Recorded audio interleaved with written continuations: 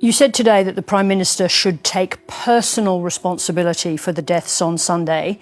How is the Prime Minister personally responsible for the actions of terrorists who follow an extreme ideology in the form of ISIS? Well, you're right to point out the extreme ideology, the same ideology, and it's an Islamic. First of all, Josh, it's not Islamic ideology. It is in no way Islamic ideology. And we're not going to be lectured by non-Muslims about what our ideology is. If you want to engage with us, then feel free.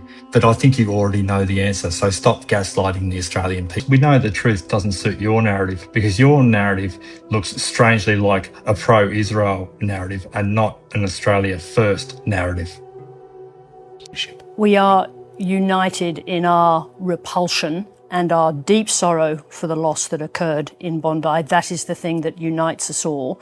But to come back to that question, because it is also a political point that you are making, that the Prime Minister is personally responsible, I want you to lay out carefully what it is that he failed to do personally as Prime Minister that contributed to the attack with the information that we have now. Absolutely.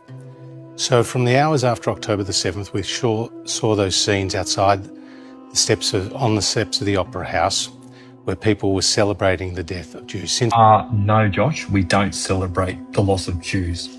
What happened is that the resistance rose up and people were elated that finally something was being done about a brutal occupation that's been happening for almost 80 years now. And as for people holding up inappropriate flags and photos of Hassan Nasrallah and Hezbollah flags, well, we wouldn't have Hezbollah flags or the need for people like Hassan Nasrallah if there wasn't a belligerent occupation, a belligerent Zionist regime in the region. And the same for Hamas. Hamas doesn't need to be there if they weren't being occupied by a belligerent Zionist regime.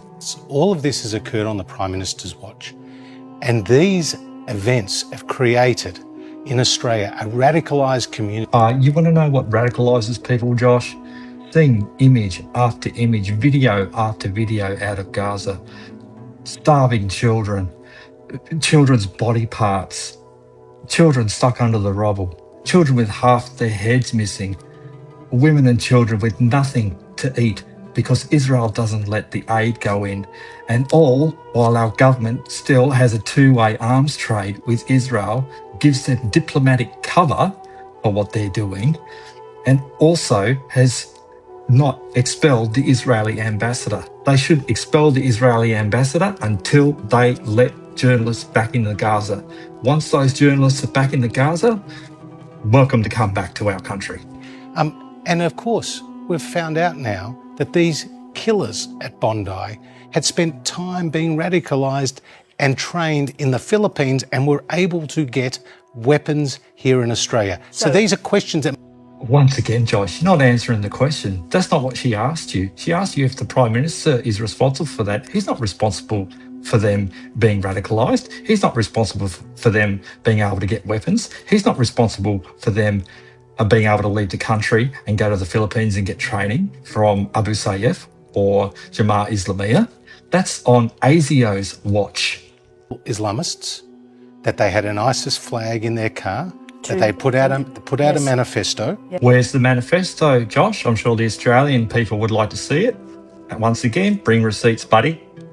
These places are these factories. But this is if I may, Josh Frydenberg, the question is around the direct connection between the failures, as you described them, of the Prime Minister and the decisions that these specific men took. As we know from the information we have already, they were, as we understand it, on a path of radicalisation. At least we know that about the younger of the two, although ASIO had decided that he was not someone they needed to continue to follow.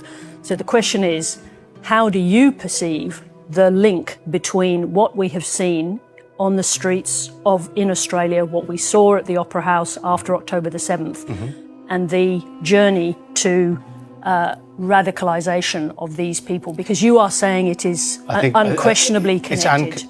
The dots are on you, Sarah, for staying on target.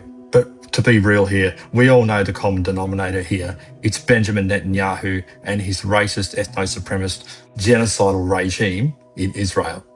This would have never have happened if it wasn't for their actions over the past 2 years.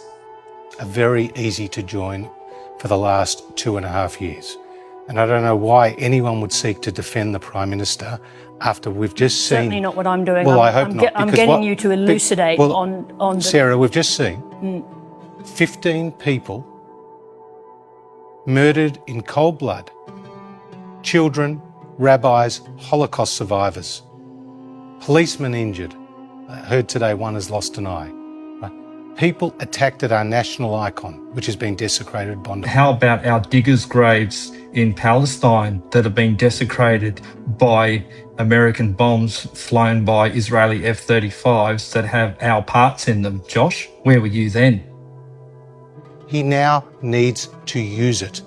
He's not a politician who's going to fix this. He has to be a leader who fixes this. Let me ask you... That's not on Anthony Albanese, Josh. That's on Mike Burgess and ASIO and our other intelligence agencies. So stop gaslighting.